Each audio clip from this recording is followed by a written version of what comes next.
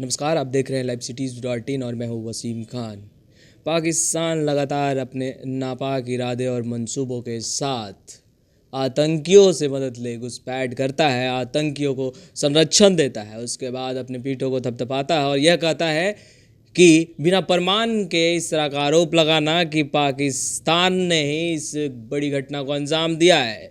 तो प्रमाण तो बहुत है, दिया भी जाएगा। पर हमारे साथ हैं अभी नागमणि जी, इनसे जुड़ेंगे और बात करेंगे कि जिस तरह का यह घटना है, 2500 जवानों का काफिला बढ़ता है और कोई सुरक्षा की व्यवस्था नहीं रहती, बहुत कुछ बयां करता है। चलिए जुड़ते हैं और जानते हैं नागमणि जी से। पॉलिटिक्स नहीं, कोई बात नहीं, सबको देश की एकता और अखंडता को बनाए रखने के लिए पूरे मजबूती के साथ सबको साथ देना है और सब लोग साथ है। इस पर कोई बहस का मुद्दा नहीं है। सबसे बड़ा प्रश्न जो उठता है सर, वो है कि जब काफिला जा रहा था, 70 बसें जा रही थी, लगभग 2500 सैनिक जवान जा रहे थे, तो सुरक्षा व्यवस्था में बिल्कुल भी सुरक्षा व्यवस्था की ही नहीं गई थी। तो ये सबसे बड़ी चूक।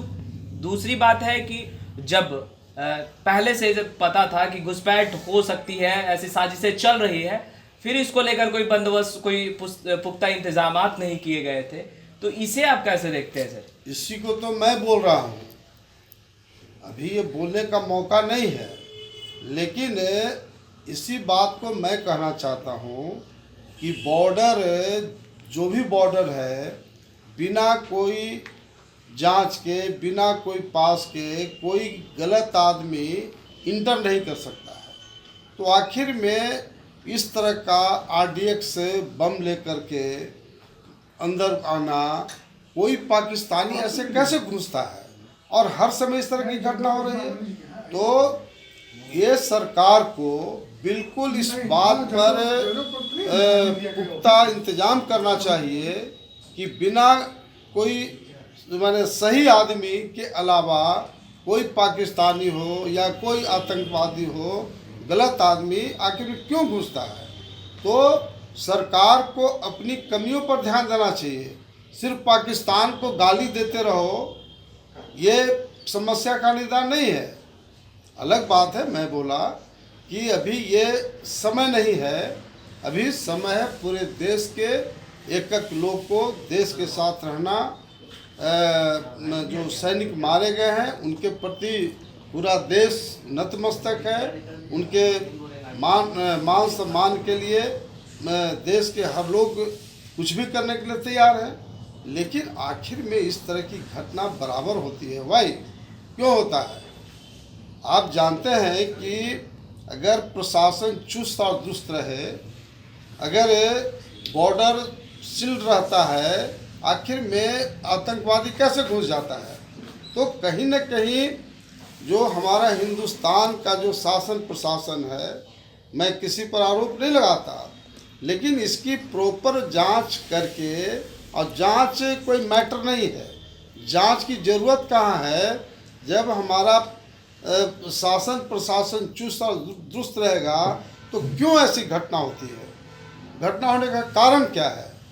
तो आखिर में हिंदुस्तान की जो हमारी सरकार है, जो उसके प्रशासन का अंग है, कहीं न कहीं तो कमी उसकी रहती है। तो इस पॉइंट पर तो कोई समझौता होना ही नहीं चाहिए।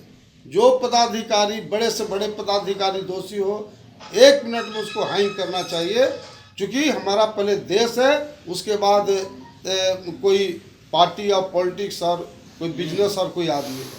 इसलिए उस तरह के जो जिनकी जिम्मेवारी थी चुस्त और दुरुस्त बॉर्डर पर रखने का, वो उस तरह के लोगों को प्रॉपर वे में एक्शन लेना चाहिए सरकार को।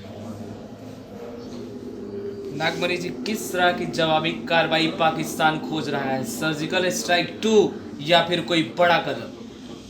देखिए, इसमें तो पाकिस्तान के पॉइंट पर पूरा देश एकजुट है और पाकिस्तान को कहीं दम नहीं है जो हिंदुस्तान से लड़ सकता है। जिस दिन हिंदुस्तान के लोग सरकार चाह लगी, दूसरे दिन पाकिस्तान का नामो निशान मिट जाएगा। यहाँ बिल्कुल हिंदू, मुसलमान, सिख, ईसाई सब एक हैं और इस पॉइंट पर एक भी कोई ऐसा हिंदुस्तान का आदमी नहीं है जो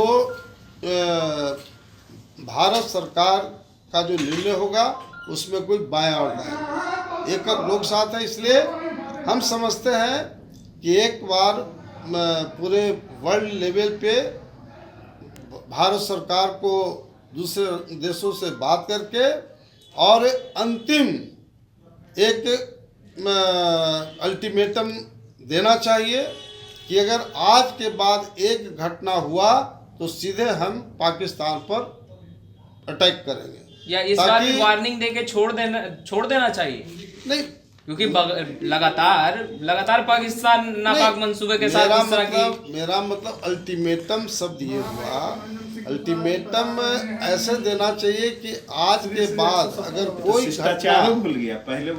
कोई घटना अगर होगी तो सीधे हम पाकिस्तान पर सीधा अटैक करेंगे, हम अटैक करेंगे हम।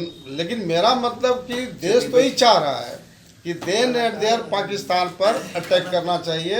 जो हमारे इतने जवान मारे गए उसको हिंदुस्तान की जनता बर्दाश्त नहीं कर रही है। वो कूटनीतिक मामला है कि वो सरकार क्या करती है। अल्टरनेट दो ही है, एक तो देन एंड देयर पाकिस्तान पर अटैक करना चाहिए, नहीं तो अंतिम इतना जरूर हो कि पूरे दुनिया के जितने कंट्रीज हैं सबसे बात करके और वर्ल्ड पैमाने पर इनको अल्टीमेटम दिया जाए कि अगर आज के बाद से कोई घटना होगी तो सीधे हिंदुस्तान आप पर तय करेगा, जिसकी जिम्मेवारी हिंदुस्तान की सरकार को नहीं होगी। एक जो आप वर्ल्ड की बात कर रहे हैं नागमणि जी, चीन लगातार पाकिस्तान का सपोर्ट करता है।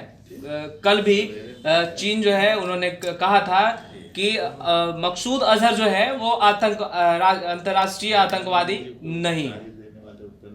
तो इसे किस तरह देखते हैं? चीन जो कि सब देख रहा है, सब जान रहा है, फिर भी पाकिस्तान की तरफ झुकाव, उनके नापाक हरकतों को सपोर्ट करता है। देखिए चीन का देखिए अफसोस यही है ना, अब लोग बोलेंगे कि नागमणि जी ऐसे बोल देते हैं। हम कह रहे हैं इस बात को कि चीन का बराबर माने ध्यान है हिंदुस्तान पे, और एक बड़ा पोर्शन नॉर्थ ईस्ट का इलाका है जहां चाइना अपना वर्चस्व बनाने के लिए पाकिस्तान से कम बड़ा दुश्मन नहीं है चाइना।